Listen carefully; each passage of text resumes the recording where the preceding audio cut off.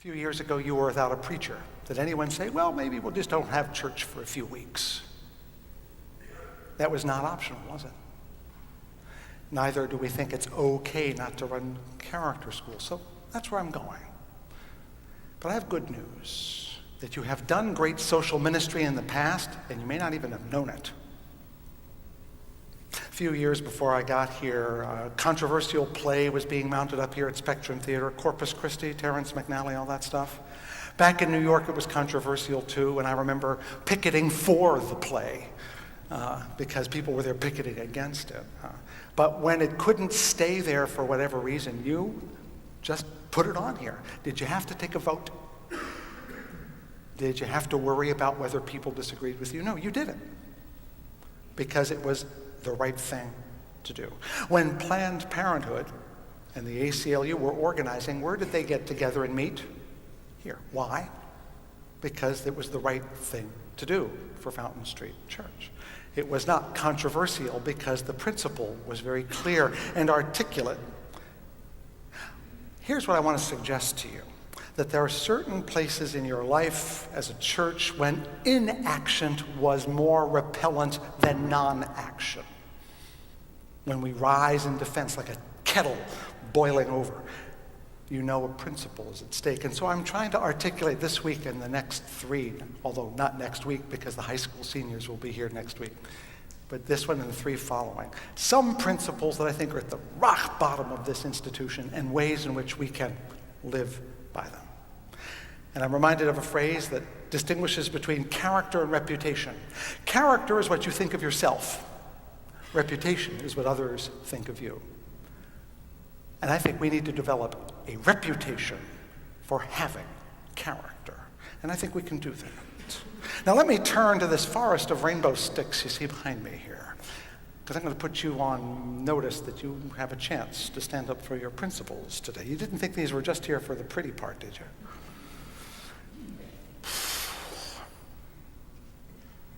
The things that you have defended in the past, freedom of conscience, individuality, equality, are part of a larger principle that I have been trying to articulate, but I think you own, which is that somehow the world that we live in, that Jonathan was describing in Shalom, is a place where everyone belongs.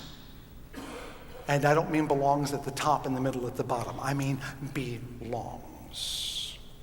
And in this town, notably, that is very difficult to express when it comes to gay, lesbian, bisexual, and transgendered persons. This is a tough town to be B, G, L, or T. And yet, there's no question that there are members of that community everywhere in the world and in every town. And many states, including our own state, have successfully told them you cannot get married. And in fact, there's a bill being considered in 16 states, including our own, to make it illegal for any of those communities, especially the gay and lesbian community, to adopt children legally.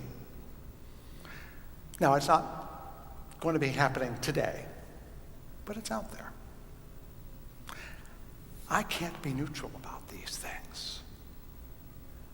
We can't be neutral because our principles are at stake. I understand that there are communities of faith that honestly believe, and I respect this, that if you're gay or lesbian, that you are in a state of sin, out of grace, and I appreciate that you have that feeling.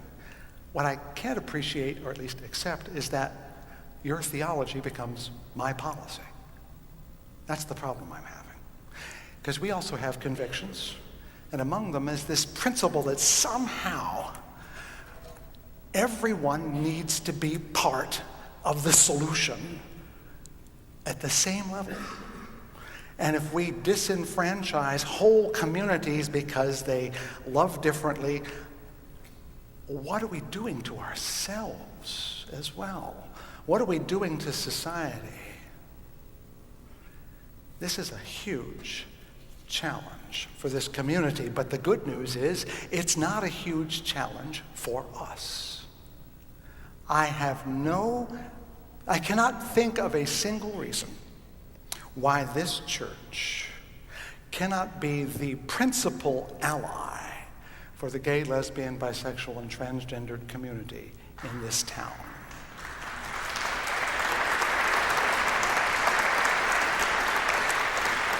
Now, I know sometimes it's personally uncomfortable, but there's a principle at stake here, and discomfort, personal discomfort, is not a veto to principle. And yes, there are other groups that are fighting for dignity and equality, and they need our support. And most of the time they have support, at least. Not enough, I admit. Race is a monstrously large question. And no one actually is opposing it, so it's amazing to me that we haven't done as much as we could about it. But who besides us and a handful of congregations are willing to say, if you're gay and lesbian, we'll stand with you? If you're bisexual, transgendered, we're on your side. As a religious community, we believe you are important. Thomas Paine said over 200 years ago, the summer soldier and the sunshine patriot will shrink from the service of their country. Tyranny, like hell, is not easily conquered. What we obtain too cheap, we esteem too lightly. It is dearness that gives everything its value. Heaven knows how to put a proper price upon its goods, and it would be strange indeed if so celestial an article as freedom should not be highly rated. In other words, if we do what I think we should do, people will be angry with you. People you know, maybe even some people in this church. But as Rainer Maria Rilke said, anything worth doing in this life is difficult.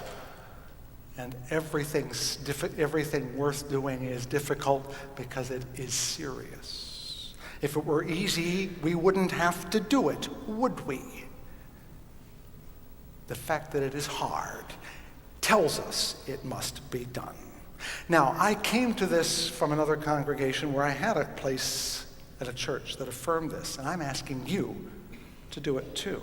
But you have to know that I am not the only leader here. Where's my fountain club? Where are you? I know you're in the room somewhere. I didn't paint these things. Are you way in back? What are you doing way in back? Wave. There they are. They, in the last few weeks, made all of these because they have a project they want you to be a part of. We're in cahoots, in case you haven't figured out. They noticed that there are places in towns, not just our own, where you can find a pole in the middle that says, that peace may prevail on earth, in about 4 or 5 languages, in case you don't get it in English. And they thought, why shouldn't there be something you can put on your front yard that says, anyone belongs in my house? And we agreed that we should paint it all these colors. Now you'll note there's also white at the bottom and black at the top, because we want to make sure people know that it's not just about the sexuality issue, but it is about that. And so here's the question. Who of you won't want? You can do better than that. Who of you want one? Are you willing to knock off $1 or $2 to pay for these things and give it to the folks at Fountain Club? And you can do that after church today.